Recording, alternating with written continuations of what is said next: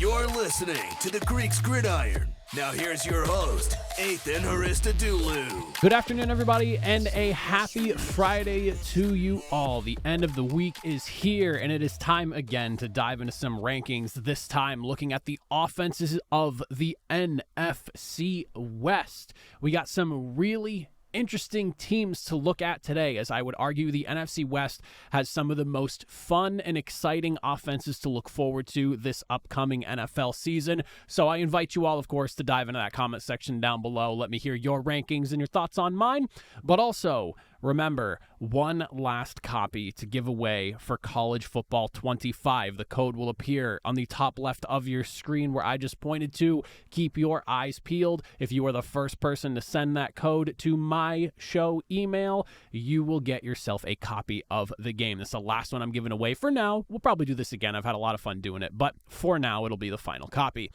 So diving right in, we'll start with the number 4 team at the very bottom here. And after some deciding and some heavy consideration here, I think it makes a lot of sense to start with the Arizona Cardinals at the number 4 spot, with Drew Petzing leading the way for a second season now. This offense finished the season 24th in points per game, but I will say that the number and average of points per game score did get a little bit better once Kyler Murray got back into the fold here.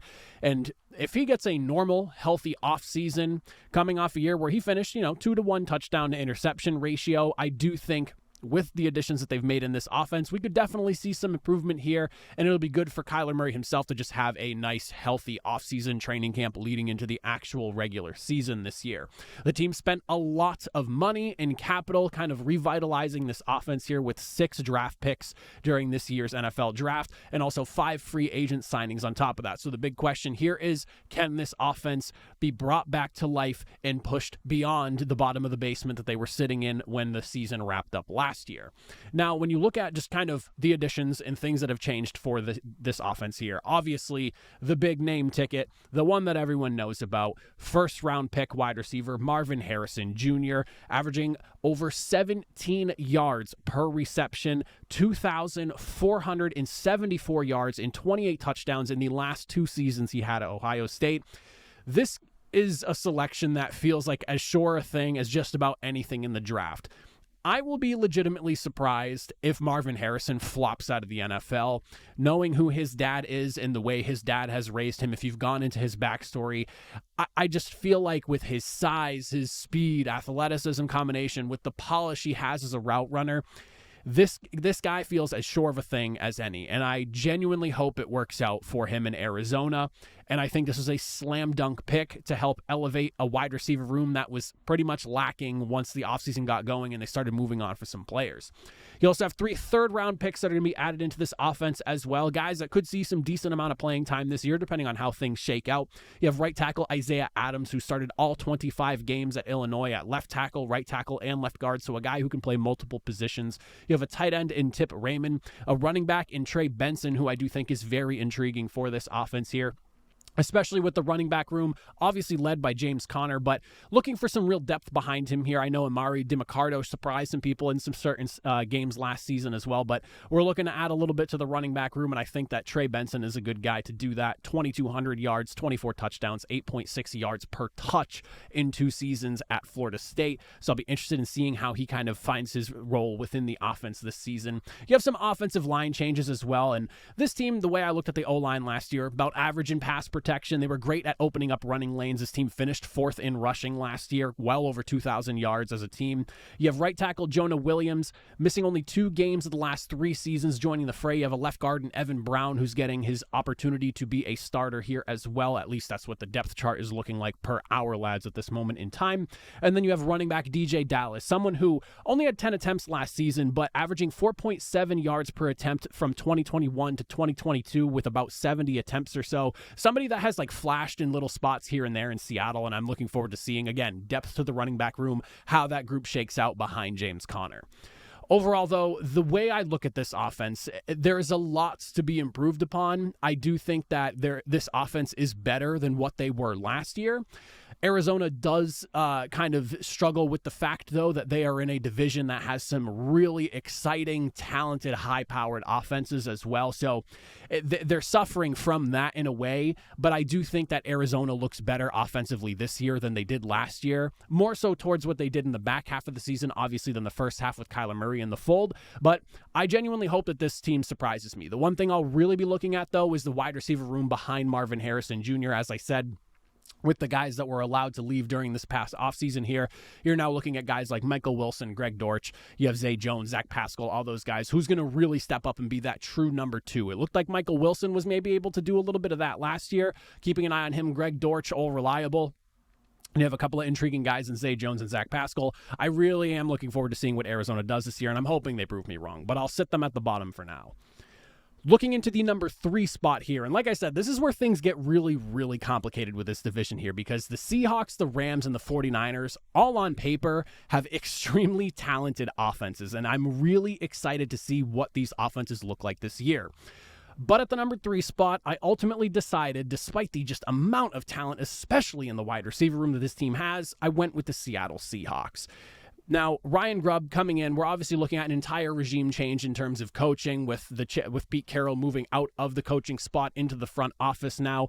I'm really looking forward to seeing what Grubb can do with this unit here, because he's inheriting an extremely talented group of guys. I cannot stress just the amount of talent that this team has altogether here, from the wide receiver room down to the running back room. Just exactly what you have in Seattle to work with is really exciting, and I'm hoping that this offense can push themselves back to the heights that I kind of look at this team and expect from them.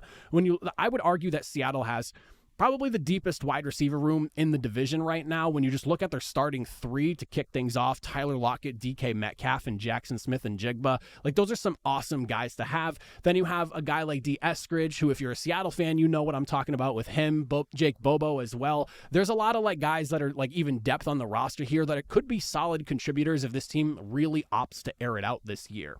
I think the biggest thing for me is just them overcoming kind of the struggles that they dealt with last year despite having all this talent. And I'm really interested in what the scheme is going to look like offensively now with Grubb leading the way here. So for me, my only big question mark with all the talent in Seattle is just, what does this offense look like? How do they go about attacking their opponents this year? That's kind of what I'm looking for, because Geno Smith has been just an unbelievable revelation for this team since he's come to the team, him kind of rejuvenating his career after being kind of a journeyman. So at this point now, you've got a vet quarterback that you have seen produce. You have an unbelievable wide receiver room. And on top of that, you're adding some additions to the offense this year. Offensive line, getting some upgrades here in right tackle George Fant and left guard Langston Tomlinson. Tomlinson, a guy who has started 138 of the 146 games that he's played in.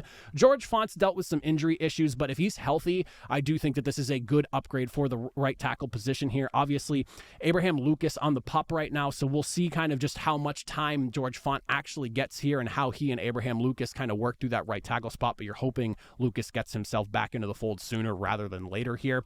You also had a tight end in Pharaoh Brown, who, this is not a household name by any means. If you're a Patriots fan, you know what I'm talking about with Pharaoh Brown, but in the last season, out of nowhere, and this is a guy who's been in the league for quite some time now, over 200 yards on just 13 receptions, showing off his athleticism and what he can do with the football in his hands here.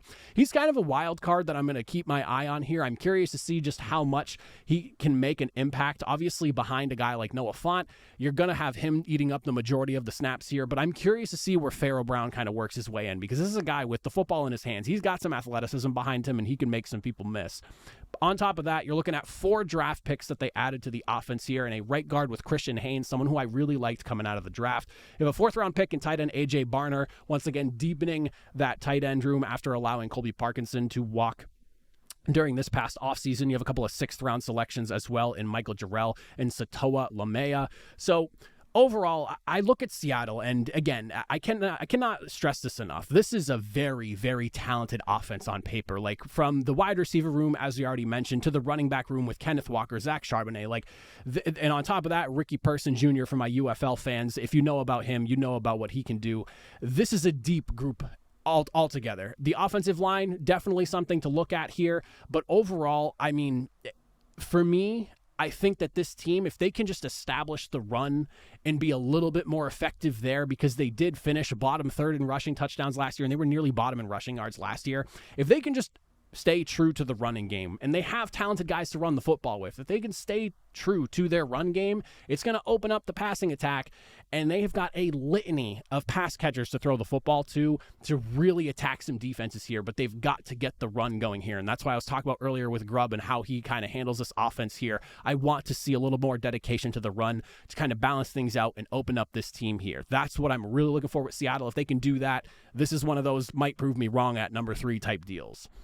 Moving into the number 2 spot now, and again, a lot of juggling as we get higher and higher up into these rankings here. This is probably where I spent the most time. Once I finally settled on Seattle at number 3, I had a really hard time flip-flopping back and forth with what I was going to do at number 2 and number 1. I don't think it's as cut and dry as maybe fans of one team or the other is going to feel here, but I'm going to go with my gut on this one. At the number 2 spot, heavy consideration here, and this is one that I should preface by saying I could absolutely be wrong, and I wouldn't be shocked if I wind up being wrong, but I just have a gut feeling on this one. I'm going to go with the 49ers at number 2. Obviously, it's the Kyle Shanahan show over in San Francisco with what the offense does. This unit is exceptionally talented. They have so many guys to work with here. They finished last season 3rd in points per game. They were 1st in yards per play. They were 1st in red zone efficiency. They were the 4th best 3rd down offense.